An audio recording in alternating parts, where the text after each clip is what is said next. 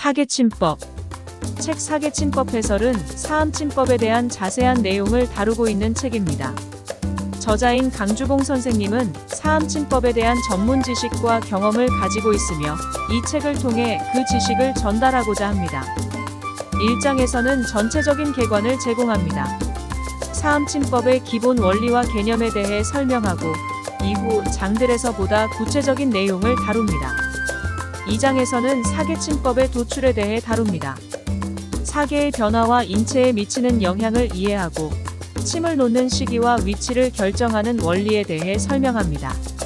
3장에서는 사상인 체질 감별 및 장부론에 대해 다룹니다. 사암침법에서 중요한 역할을 하는 사상인 체질에 대한 이해와 그에 따른 침의 선택과 적용 방법을 설명합니다. 4장에서는 장부와 경락에 대해 다룹니다. 사암침법에서의 장부와 경락의 개념과 역할에 대해 설명하고 이를 활용한 침법의 원리를 소개합니다.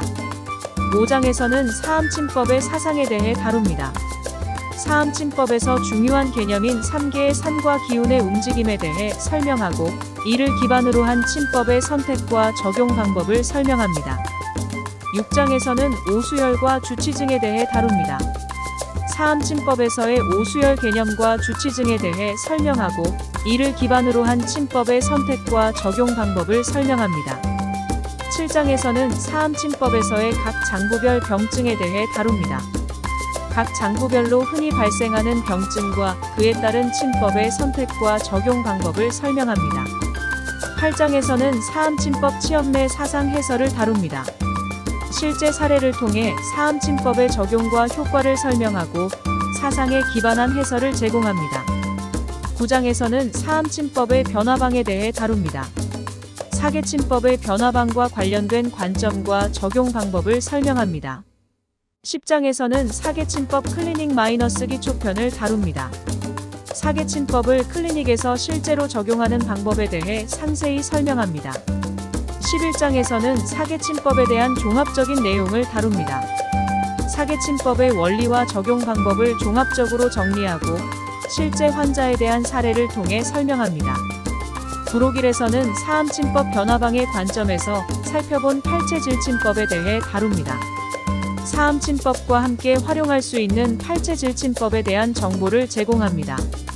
부록이에서는 사암사례침법과 병용할 수 있는 과립제와 환단제에 대한 정보를 제공합니다. 이 책은 사암침법에 대한 이해와 실제 적용에 도움을 주는 자료로 평가받고 있으며 사암침법에 관심이 있는 사람들에게 유용한 참고서입니다. 책의 내용은 강주봉 저자의 전문적인 지식과 경험에 기반하여 작성되었으며 실제 환자 케이스와 함께 설명되어 있습니다. 다음은 사계침법 강의 중 일부입니다. 소음인 동법. 연골혈은 사총혈의 합곡을 위로 올린 것입니다. 태음인 춘법. 중자 중선혈은 사총혈의 열결, 기경팔경의 내관혈 이 두 혈을 손바닥으로 가져와 만듦었습니다. 중자 중선 두 개를 다 쓸 필요 없이 왼쪽, 오른쪽의 중자, 혹은 중선, 혹은 중자, 중선의 가운데 하나만 하게 되면 태음인 감별하는 것은 충분합니다. 만일 치료를 할 때는 때에 따라서 두 개를 쓸 수도 있고 하나를 쓸 수도 있습니다. 소양인 합법. 주구멸은 주하혈 즉 2.31.5촌 후방 1촌 부국혈과 비슷한데 외관혈을 머리 쪽으로 당겨와서 만들었습니다. 소양인들은 삼초지기가 왕성하기 때문에 삼초지기를 내려준다고 하는 의미입니다. 수소양 삼초경에 혈을 끌어올린 것이지만 사총혈에서는 족삼리혈을 양쪽으로 올린 것입니다. 태양인 축법. 주수혈 은 훈의 곡골의 중앙 및 상방 8분 2혈 즉 풍부혈과 유사하며 후계혈을 머리 뒤쪽으로 가져와 만들었습니다. 사총혈로 볼 때 위중과도 통하며 위중혈을 모아서 끌어올려주면 주수혈이 됩니다. 외관혈을 머리 쪽으로 당겨와서 만들었다고 볼 수 있습니다. 태양인을 감별할 때는 하나보다는 두 개가 훨씬 좋습니다. 하나보다는 두 개를 다 아래로 사자해서 피하에 자침하면 사상인 감별이 됩니다. 요통인 경우 태양인 경우 10명 중 7-8명은 주수혈을 찌르고 나서 편안하다고 하는 경우가 70%로 태양인들의 요통의 탁효. 그런데 이런 상한론의 이해에 있어서 반드시 사상인의 감별이 있어야 합니다. 그렇기 때문에 사상인 감별하는 법을 제가 잠깐 침으로 보여드릴 테니까 어떻게 놓는지 보시고 배우시기 바랍니다. 소음인 감별하는 법은 연고려를 놓습니다. 태음인은 중자, 중선을 놓고요. 좌우 중자 중선하면 네 군데인데 중자 중선 혹은 그 사이 적당한 곳에다가 하나. 그래서 좌우 손바닥에 두 개를 놓으면 감별이 됩니다. 그리고 소양인의 주구멸은 양쪽 귀 끄트머리 제일 높은 곳에서 1cm 내지 1.5cm, 한 1.5촌 정도 위쪽으로 올라가서 뒤쪽으로 한 1cm 정도 부분에다가 침을 위에서 아래로 사침합니다. 피아침으로 사침을 해요. 그리고 태양인의 주수열은 머리 뒷꼭지 제일 튀어나온 부분에 하나 놓고 그 위 1촌 위에 하나를 위에서 밑으로 사침을 하면 돼요. 모두 동시기혈들이죠. 이건 부장기를 보는 게 아니라 주장기만 보는 겁니다. 찔러서 한 15분 정도 있을 때에 편안한 느낌이 오면 바로 그 사람은 그 체질이 맞는 겁니다. 체질에 안 맞으면 답답하다든지 불안하다든지 혹은 막힌다든지 쪼인다든지 하는 그런 느낌이 옵니다. 한 15분 정도 있으면 느낌이 오는데 간혹 태양인들인 경우에는 한 30분 정도 유침해야 하는 사람이 있습니다. 그때에 비로소 감이 오는 사람이 있습니다. 그리고 침을 놓을 때에 이 사람의 사상 체질이 뭔지 전혀 모르고 아무렇게나 놓고서 결과를 볼 경우에는 결과를 모르게 됩니다. 육안으로 사상인 중에서 이 사람이 소음인인지 태음인인지 모르겠다는 경우, 즉 두 체질 정도를 집어냈을 때 소음인인지 태음인인지 아닌지 그걸 감별해주는 겁니다. 그러니까 육안으로 웬만큼 감별을 하고 침을 보조정로 사용하셔야 합니다. 그래야지 침의 효과를 정확하게 얻을 수가 있습니다. 예를 들어서 최소한 소음인이면 소음인이다를 딱 가리지는 못해도 소음인 아니면 태양인이겠다, 소음인 아니면 태음인이겠다 하는 두 가지 정도는 판단을 해내고서 그 두 가지 정도를 가지고서 씨름을 하면서 하나를 놓아보면 알 수 있습니다. 그런 방법을 쓰게 되면 한 번, 좀 더 가면 두 번 정도에 다 알 수 있습니다.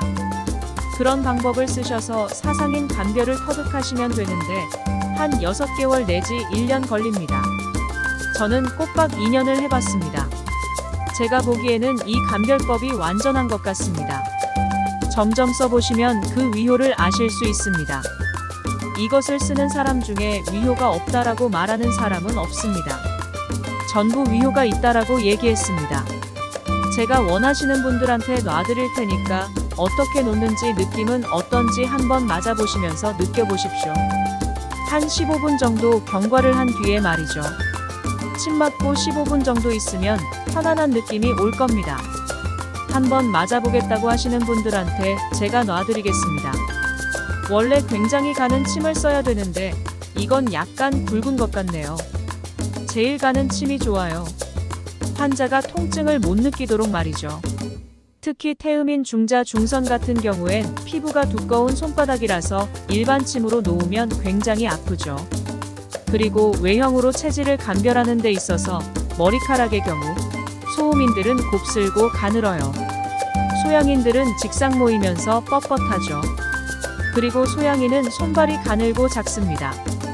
그리고 소음인 태음인은 손발이 몸에 비해서 커요. 저도 몸에 비해서 손이 작은 편인데 아마 소양인인 것 같습니다. 비록 외모상으론 태음인 같지만 소양인이에요. 그리고 태양인들을 보면 대개 뒷꼭지가 튀어나와 있어요. 뒷꼭지를 만져서 나왔으면 아, 태양인이다 라고 알 수 있습니다. 태양인인 경우에 눈빛을 보면 알아요. 태양인이 의외로 많습니다. 소음인 소양인들은 시선이 상당히 예리합니다. 태음인은 보긴 보는데 초점을 모아서 보는 게 아니고 자기는 안에 있고 전체를 쭉 돌아봅니다. 태양인들은 초점이 하나가 아니고 여러 개입니다. 그리고 시선에 있어서 균형을 잡는 균형 감각이 좋습니다. 그리고 제가 볼 때는 체질이 소음, 소양, 태음, 소양이 전부 4분의 1씩이에요.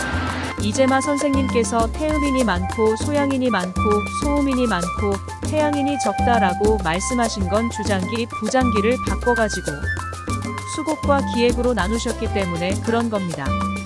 태양인들로서 체질이 애매모호한 사람들은 정말 고민하는 거예요.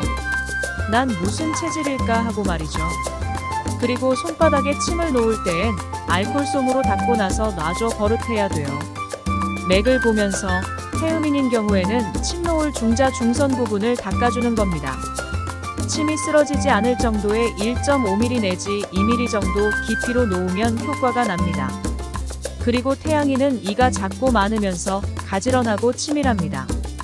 그리고 소양인은 목이 얇고 태양인은 목이 굵죠. 그리고 태음인은 피곤하면 무릎 허리가 아픕니다. 태양인뿐만이 아니죠. 또 소아마비나 대머리인 경우 태음인이나 태양인인 경우가 많습니다. 방제와 진단. 사계침법은 육안으로 하는 것을 먼저 하고 그것을 확인하기 위해서 쓴다는 관점으로 하셔야지 침의 효과가 확연하게 드러납니다. 지금 쓰는 침의 굵기 직경가 0.2인데 체질 감별을 위한 사계침을 놓기 위해서는 0.2가 아니고 0.18 정도의 가장 가는 호침을 쓰는 것이 통증도 덜하고 침운이 거의 없습니다. 그러니까 환자들이 와가지고 손에다가 중자, 중선을 놓는데 아프면 거부하게 됩니다. 그런 것이 안 생기도록 배려하면서 침을 놓습니다.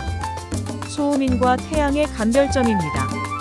태양인 폐대간소의 언밸런스하고 소음인 부장기 비소신대의 언밸런스하고 이게 폐와 간의 언밸런스가 좀 크면 그 사람은 태양인이 될 것이고 비와 신의 언밸런스가 폐와 간의 언밸런스보다 크면 그 사람은 비와 신의 언밸런스로 인해서 비와 신이 주장기가 되어서 소음인 됩니다.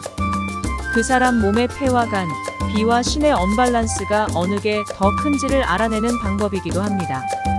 때문에 어떤 사람은 지만 어떤 경우에는 태양인으로 보기에도 그렇고 소음인으로 보기에도 어려운 그러니까 폐와 간과 비와 신의 언밸런스가 어느 것이 더 큰가가 안 드러나는 사람도 있어요.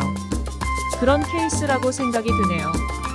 이때는 태양인 춤법을 놓고 소음인 영포를 놓아가지고서 어느 게 더 편한지를 느껴봐야 돼요. 그래도 모르면 각기 30분씩 유침해야 돼요. 그 느낌을 보면 압니다. 그래도 모른다면 폐와 간의 언밸런스와 비와 신의 언밸런스가 거의 같아서 어느 것을 주장기로 삼아야 하는지 모른다는 거죠. 이해가죠? 그런 사람은 때에 따라서 태양인 병증으로 나오기도 하고 소음인 병증으로 나오기도 하는 식으로 둘의 병증이 나타납니다. 15분 유침시켜 보세요. 태양인인지 소음인인지 자기가 감별을 해야 됩니다.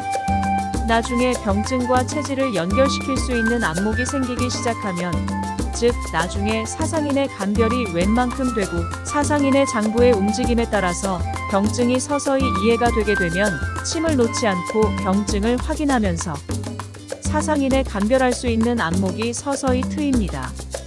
그렇게 할 경우는 거의 침을 놓지 않아도 질문들 즉 병증을 물어보고 외형을 보고 눈빛을 보고 혹을 손의 크기를 보기도 합니다.